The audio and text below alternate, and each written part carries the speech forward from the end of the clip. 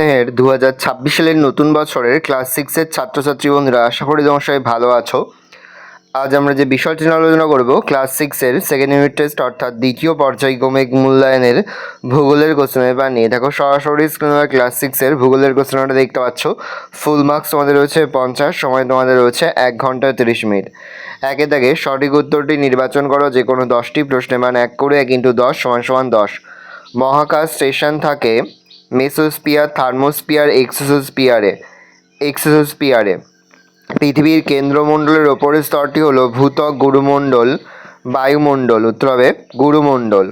পৃথিবীর বৃহত্তম মহাসাগর হলো প্রশান্ত মহাসাগর, সুমেরু মহাসাগর, আটলান্টিক মহাসাগর। প্রশান্ত মহাসাগর। আন্টার্কটিকা মহাদেশে ভারতের প্রথম গবেষণা কেন্দ্র হলো দক্ষিণ গঙ্গোত্রী মৈত্রী ভস্টক। দক্ষিণ গঙ্গোত্রী। বায়ুর আর্দ্রতা মাপক যন্ত্রের নাম রেনগজ, ব্যারোমিটার, হাইগ্রোমিটার। বন্যপ্রাণী সংরক্ষণ আইন চালু হয় ৭৭ সালে। 30 থেকে 35 বছরের গড় আবহাওয়াকে বলা হয় রেনগজ জলবায়ু, অ্যালবেডো জলবায়ু। শ্বাসমূল ও ঠেসমূল দেখা যায় পার্বত্য অরণ্যে, লবণাম্ব অরণ্যে, পাতাঝরা অরণ্যে, লবণাম্ব অরণ্যে। বিশ্ব অরণ্য দিবস হলো 21শে জানুয়ারি, 21শে জুন, 21শে মার্চ। উত্তর হবে 21শে মার্চ। একটি জাতীয় উদ্যান হলো করবেট জলদাপাড়া অরণ্য, ঘানা পাখিরালয়, করবেট। ভারতের মরু অঞ্চলের মাটির অন্যতম প্রধান বৈশিষ্ট্য হলো মাটির জলধারণ ক্ষমতা বেশি, মাটিতে লোহার পরিমাণ বেশি, মাটির জলধারণ ক্ষমতা কম। ক্রান্তীয় পর্ণমোচী উদ্ভিদের একটি উদাহরণ হলো ফার, ক্যাকটাস, পলাশ।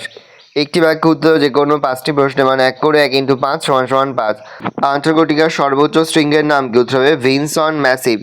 পৃথিবীর সর্বাধিক বৃষ্টিবহুল স্থানের নাম কি? মৌসিমরাম। রেজার পিন কোন গাছ থেকে তৈরি হয়? সর্পগন্ধা। ভারতে কোন রাজ্যে প্রচুর বৃষ্টি হয়? মেঘালয়। ক্ষুদ্রতম মহাদেশের নাম কি? ওশিয়ানিয়া। ভারতের গুজরাট রাজ্যে কোন অরণ্য সিংহের জন্য বিখ্যাত? গির। বায়ুর উষ্ণতা মাপা হয় কোন যন্ত্রের সাহায্যে? থার্মোমিটার। 3 দাগে শূন্যস্থান পূরণ করো যে কোনো 5টি। বিশ্ব পরিবেশ দিবস পালিত হয় 5ই জুন। আন্টার্কটিকার ভারতের প্রথম অভিযান হয়েছিল মাসে? জানুয়ারি। পশ্চিম ভারতের ধূলিঝড় বলে? আধি। মৌসুমী বায়ুর প্রত্যাবর্তনকালে উপকূলে প্রচুর বৃষ্টিপাত হয়? করমণ্ডল। ভারতে মোট টি জাতীয় উদ্যান আছে? 75টি। বিশ্বের বৃহত্তম উষ্ণ মরুভূমি? উত্তর সাহারা। আন্টার্কটিকা মহাদেশে গবেষণা কেন্দ্র গড়ে উঠেছে? 100টি। 4 দাগে নিম্নলিখিত প্রশ্নগুলোর উত্তর দাও যে কোনো 4টি প্রশ্নের মান 2 করে 2 × 4 = 8। ট্রোপোস্ফিয়ারের অপর নাম ক্ষুব্ধমণ্ডল কেন? বায়ুমণ্ডলের সবচেয়ে নিচের স্তরটি হলো ট্রোপোস্ফিয়ার। এই স্তরে মেঘ, ঝড় বৃষ্টি, তুষারপাত, কুয়াশা প্রভৃতি সব রকমের দুর্যোগ দেখা যায় বলে এই স্তর স্বাভাবিকভাবেই অশান্ত প্রকৃতির হয়।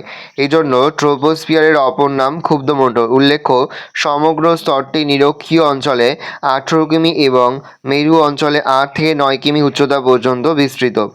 অ্যালবেডো কাকে বলে? আগত সৌর বিকিরণের 49% ভূপৃষ্ঠকে উত্তপ্ত করতে পারে না। এর 35% মেঘের গায়ে সূর্যকিরণ ধূলিকণা মেঘের গায়ে ধাক্কা খেয়ে মহাশূন্যে ফিরে যায়। এই ফিরে যাওয়া সূর্যকিরণকে অ্যালবেডো বলে। পশ্চিমী ঝঞ্ঝা কাকে বলে? শীতকালে ভারতের স্থলভাগের ওপর দিয়ে শীতল শুষ্ক উত্তর পূর্ব মৌসুমী বায়ু প্রবাহিত হয়। ভারতে এই সময় তেমন বৃষ্টিপাত হয় না। এই সময় মাঝে মধ্যে কয়েকদিন একটানা আকাশ মেঘলা থাকে ও অল্প বৃষ্টিপাত হয়। এই প্রকার আবহাওয়াকে পশ্চিমী ঝঞ্ঝা বলে। হিউমাস কাকে বলে? বিভিন্ন উদ্ভিদ ও প্রাণীর দেহাবশেষ মাটির ওপরের স্তরে সঞ্চিত হয়ে বিভিন্ন সূক্ষ্ম জীবাণু দ্বারা বিয়োজিত হয়ে এক ধরনের কালো রঙের মাটি সৃষ্টি করে। কি হিউমাস বলে? এই মাটি খুব উর্বর। অভয়ারণ্য কাকে বলে? অভয়ারণ্য বলতে সেই সব সংরক্ষিত বনভূমিকে বোঝায় যেখানে কিছু বিশেষ ধরনের লুপ্তপ্রায় উদ্ভিদ ও প্রাণী বসবাস করে এবং সেই সমস্ত প্রজাতির সুরক্ষা ও উন্নয়নের দিকে লক্ষ্য রাখা হয়। যেমন উত্তরবঙ্গের গরুমরা অভয়ারণ্য, একশৃঙ্গ গণ্ডার, জলদাপাড়া অভয়ারণ্য। লু কাকে বলে? গরমকালে উত্তরপ্রদেশ, বিহার ও উত্তর ভারতের কিছু অংশ দিয়ে দিনের বেলা অত্যাধিক শুষ্ক উষ্ণ বায়ু প্রবাহিত হয়, তাকে লু বলে। জাতীয় উদ্যান কাকে বলে? পরিযায়ী পাখি কাদের বলে? যেসব বন্যপ্রাণীর সাথে সাথে স্বাভাবিক উদ্ভিদ ও প্রাকৃতিক সৌন্দর্য রক্ষার দিকেও নজর দেওয়া হয়, যেমন কাজিরাঙা জাতীয় উদ্যান। পরিযায়ী পাখি কাদের বলে? প্যারাগ্রাফগুলো লিখবে। শীতকালে শীত প্রধান দেশ থেকে কিছু পাখি উড়ে আমাদের দেশে আসে, গরম পড়লে তারা আবার নিজের দেশে ফিরে যায়, এরা পরিযায়ী পাখি। 5 দাগে নিচের প্রশ্নগুলির উত্তর দাও যে কোনো 4টি। প্রশ্নের মান 3 করে, 3 গুণ 4 সমান সমান 12। আন্টার্কটিকাকে সাদা মহাদেশ বলা হয় কেন? মানচিত্রে বরফকে বোঝানোর জন্য সাদা রং ব্যবহার করা হয়। আন্টার্কটিকা বিশ্বের সবচেয়ে শীতল মহাদেশ, ফলে সারা বছর মহাদেশটির বেশিরভাগ অংশ 1 থেকে 2 কিমি বরফে ঢাকা থাকে, তাই একে দেখতে সাদা লাগে। মানচিত্রে আন্টার্কটিকাকে সাদা রং দিয়ে বোঝানো হয়, এই সকল কারণে একে সাদা মহাদেশ বলা হয়। নেক্সট, উচ্চতা বাড়লে বায়ুর চাপ কমে যায় কেন? উচ্চতা বৃদ্ধি পেলে বায়ুর চাপ কমতে থাকে। প্রায় প্রতি 900 ফুট উচ্চতায় বায়ুর চাপ 34 মিলিবার কমে যায়। উচ্চতা বাড়লে বায়ুস্তরের গভীরতা কমে, ফলে বায়ুর চাপ মুক্ত হয় এবং বায়ুর চাপ কমে। বায়ুর ঘনত্ব কমে যাওয়ায় বায়ুর চাপ কমে যায়। মাটির সংরক্ষণের উপায়গুলি কী কী? মাটির সংরক্ষণের উপায়গুলি লিখিত। 1. পুষ্করণ নিয়ন্ত্রিত মাত্রায় করা উচিত। মাটির বেশি গভীরে খনিজ সম্পদ আরোহণ বন্ধ করা। 3. গাছ কাটা বন্ধ করা উচিত। 4. বৃক্ষরোপণ করা। 5. বেশি ঢালযুক্ত অঞ্চলে ঘরবাড়ি নির্মাণ বন্ধ করা। বিশ্ব উষ্ণায়ন কাকে বলে? যানবাহন ও শিল্প কলকারখানা থেকে নির্গত বিষাক্ত গ্যাস বাতাসে মিশে পৃথিবীর চারিদিকে একটি আবরণ তৈরি করেছে, ফলে পৃথিবীতে তৈরি হওয়া তাপ পৃথিবীপৃষ্ঠ থেকে বাইরে বেরিয়ে যেতে পারছে না। পৃথিবীর তাপমাত্রা বেড়েই চলেছে, তাই এই ঘটনায় বিশ্ব উষ্ণায়ন নামে পরিচিত। গত 1 দশকে পৃথিবীর তাপমাত্রা প্রায় 3 ডিগ্রি সেন্টিগ্রেড বেড়েছে। নেক্সট, বন্যপ্রাণী কিভাবে সংরক্ষণ করা যায়? অভয়ারণ্য, জাতীয় উদ্যান, সংরক্ষিত বন প্রভৃতি বাসভূমি তৈরি করা। চোরা শিকারের বন্ধ করা। অরণ্যে বন্যপ্রাণীদের উপযুক্ত পানীয় জল ও খাদ্যের যোগানের ব্যবস্থা করা। 4. গাছ কাটা বন্ধ করা। 5. বন্যপ্রাণী আইন কঠোরভাবে মেনে চলা ও জনসচেতনতা গড়ে তোলা। পরের প্রশ্ন, ভারতের মৌসুমী বায়ুর প্রভাব আলোচনা করো। মৌসুমী বায়ু সময়ের আগে বা পরে আসার পর ফসল উৎপাদন নির্ভর করে। প্রত্যেক বছর বৃষ্টি একই পরিমাণে হয় না। মৌসুমী বৃষ্টি ভালো হলে কৃষকরা লাভবান হন, আবার বৃষ্টিপাত কম হলে কৃষকরা ক্ষতিগ্রস্ত হন। মৌসুমী বৃষ্টির সাথে ভারতের নানা রাজ্যে নবান্ন, ওনাম, বিহু এই ধরনের নানা উৎসব পালিত হয়। তবে অতিরিক্ত বৃষ্টির ফলে ভারতে বিভিন্ন রাজ্যে, যেমন বিশেষত অসম, পশ্চিমবঙ্গ, বিহার প্রভৃতি বন্যা দেখা দেয়। তেমনই কম বৃষ্টিপাত কখনো কখনো দাক্ষিণাত্যের বিভিন্ন রাজ্য, রাজস্থান এবং গুজরাটের বিভিন্ন স্থানে খরার সৃষ্টি করে। 6 দাগে নিচের প্রশ্নগুলির উত্তর দাও যে কোনো 2টি। প্রশ্নের মান 5 করে, 5 গুণ 2 সমান সমান 10। চিত্রসহ শৈলক্ষে বৃষ্টিপাত আলোচনা করো। বায়ু জলভাগের ওপর দিয়ে প্রবাহিত হওয়ার সময় প্রচুর পরিমাণে জলীয় বাষ্প সংগ্রহ করে। এই জলীয় বাষ্পপূর্ণ বায়ুপ্রবাহের গতিপথে কোনো পর্বত আড়াআড়িভাবে অবস্থান করলে ওই বায়ু পর্বতের গা বেয়ে ওপরে উঠে যায় এবং সেখানে শীতল ও ঘনীভূত হয়ে পর্বতের প্রতিবাদ ঢালে যে বৃষ্টিপাত ঘটায় তাকে শৈলক্ষে বৃষ্টিপাত বলে। শৈল মানে পাহাড়।